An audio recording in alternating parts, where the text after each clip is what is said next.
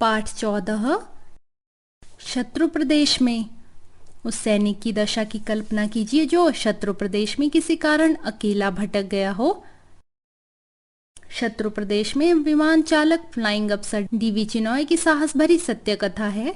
संकट के समय किस तरह अपने कर्तव्य का पालन किया जा सकता है, उसी का वर्णन इस पाठ में पढ़िए।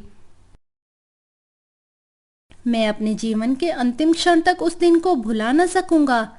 एक दिन दोपहर के समय शत्रु प्रदेश पर बम बरसाने के लिए मैं लड़ाकू विमान को उड़ा रहा था। मेरे साथ 2 अन्य विमान भी थे। हम अपने लक्ष्य पर पहुंचे, यह निश्चय करने के लिए कि यह वही स्थान है। हम उसके ऊपर से उड़े और उसकी जांच की। जब हम लगभग 50 फुट ऊपर चक्कर लगा रहे थे, शत्रु की विमान भेदी तोपें गरज उठी। मुझे लगा कि मेरा विमान हिल रहा है। किसी चीज के जोर से टकराने की आवाज आई। मुझे पता चल गया कि मेरे विमान में तोप का गोला लग गया है। जो थोड़ा बहुत संदेह मेरे मन में था, वह भी उस समय समाप्त हो गया जब विमान का कॉकपिट धुएं से भर गया। आग लगने की चेतावनी देने वाली बत्ती मेरे सामने जल उठी। मैं तुरंत अपने विमान को अधिक से अधिक ऊंचाई पर ले गया। फिर अपने उड़ान की नेता से रेडियो टेलीफोन पर संपर्क किया। उसे बताया कि मेरे विमान को गोला लग गया था और आग भी लग गई थी। मैंने अपने विमान को उत्तर दिशा की ओर मोड़ा। मेरे संदेश के उत्तर में मेरे नेता मुझसे पूरब की ओर उड़ने को कहा। विमान का जनरेटर बेकार हो गया था। रेडियो टेलीफोन भी बंद हो गया था। अब मैं बाहरी दुनिया से बिल्कुल कट गया था। कॉकपिट में बेहद धुआं भर गया था, इसलिए मैं बाहर कुछ नहीं देख पा रहा था।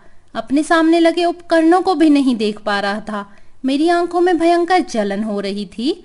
मुझे सांस लेने में भी बेहद कठिनाई हो रही थी। मैं जानता था कि अब मुझे पैराशूट से कूद पड़ना चाहिए।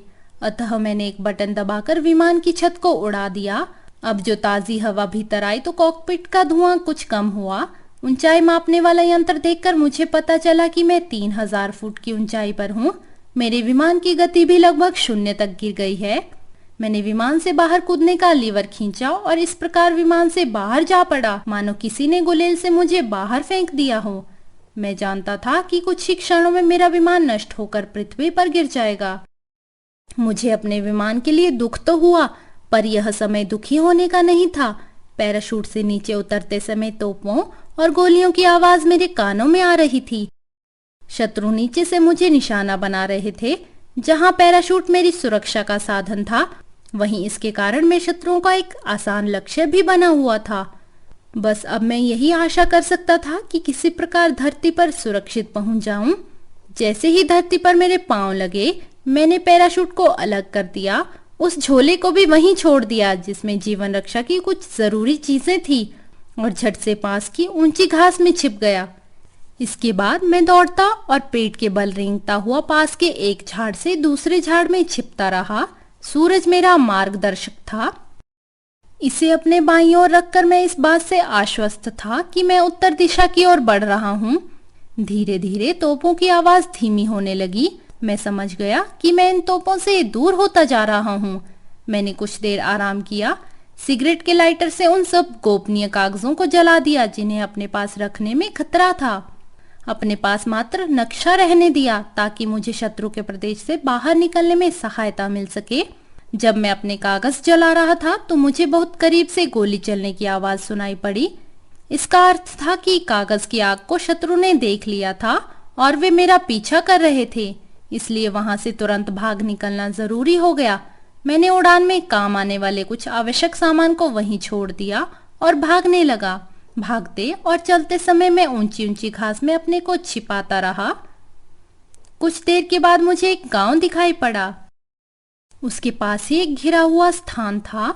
इसके चारों ओर रेत के बोरे लगे हुए थे। इस स्थान को देखते ही मैं तेजी से भागा, जैसे कोई सांप को देखकर भागता है। पर अभी मेरी मुश्किलों का अंत नहीं हुआ था। लगभग 1 घंटे तक निरंतर दौड़ते और चलते रहने के बाद मैंने अपने करीब एक गांव वाले को देखा। वह मेरे बहुत करीब था। एक क्षण तो मुझे लगा मानो सब कुछ समाप्त हो जाएगा, लेकिन यह मेरी खुशकिस्मती थी कि उसने मुझे नहीं देखा। मैं जल्दी से भागकर ऊंची घास में छिप गया। मैं यह जानता था कि इतनी अधिक धूप में घास मुझे नहीं छुपा सकती थी, पर मेरे सामने और कोई उपाय भी तो नहीं था। मैं गांव वालों से मिलने का खतरा मोल नहीं लेना चाहता था। ऐसा करने से मैं पकड़ लिया जाता और दुश्मन के हवाले कर दिया जाता। सांस रोककर मैं प्रतीक्षा करता रहा। जब मैंने गांव वालों को वहां से हटकर दूसरी तरफ जाते हुए देखा तो मैंने राहत की सांस ली। अब मैंने अनुभव किया कि दिन के समय चलना अत्यधिक खतरनाक था, इसलिए मुझे सूरज छिपने तक इंतजार करना चाहिए था। जब शाम हुई तो मैंने अपने चेहरे और हाथों पर कीचड़ मल ली। साथ ही रोशनी में चमकने वाली सारी वस्तुओं को हटा दिया। अब तक चांद निकल आया था। मैं चांद की दिशा में चल पड़ा।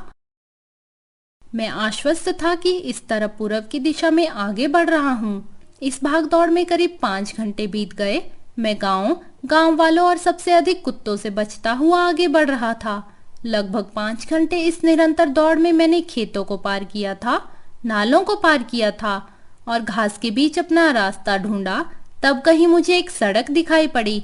मैंने अनुमान लगाया कि अब मैं अमृतसर जाने वाली मुख्य सड़क पर हूँ। मैं सड़क के बराबर चलता हुआ आगे बढ़ता रहा, पर मैं इस काम में पूरी सावधानी बरत रहा था। तभी मुझे एक कुआं दिखाई पड़ा। यह मेरे लिए अत्यधिक प्रसन्नता की बात थी। मैंने कुएं से पानी खींचा और लगभग पूरी बाल्टी पानी पी गया। मैं वहीं बैठकर थोड़ी देर सुस्ताता रहा। इसी समय मुझे सड़क के दूसरे किनारे पर कुछ आवाजें सुनाई पड़ी। पहले तो मैं बहुत अधिक भयभीत हो उठा, फिर इन आवाजों को बड़े ध्यान से सुना। ये लोग दक्षिण भारत की किसी भाषा में बातें कर रहे थे। अब मैं निश्चिंत हो गया कि ये शत्रु नहीं हो सकते। मैं बहुत सावधानी से आगे बढ़ा। मुझे सेना की कुछ मोटर गाड़ियां दिखाई पड़ी। सैनिक मुझे देखकर आश्चर्यचकित रह गए। मैंने अपने हाथ ऊपर उठा लिए, सैनिकों को अपना परिचय दिया और अनुरोध किया कि वे मुझे अपने अफसर के पास ले चलें। पहले तो वे मेरी बात मानने को तैयार ही नहीं हुए, पर लगभग 2 घंटे की गहरी छानबीन के बाद वे मेरी बात से आश्वस्त हो गए। बस इसके बाद उन्होंने मुझे भोजन और पानी दिया। थोड़ी देर बाद मुझे एक जीप में बैठा दिया। पिछले 10 घंटों की मानसिक और शारीरिक थकावट मुझ पर बुरी तरह हावी थी। मैं पस्त होकर जीप में गिर पड़ा। जब जीप आगे बढ़ रही थी तो मैं सोच रहा था कि मेरी यह अग्नि परीक्षा समाप्त हो गई है। सुरक्षा की यह भावना मेरे थके हारे शरीर के लिए बहुत आरामदायक थी।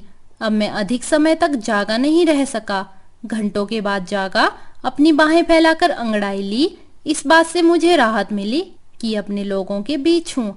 शत्रु से लोहा लेने के लिए मैं फिर तैयार था। डीवी चिनॉय।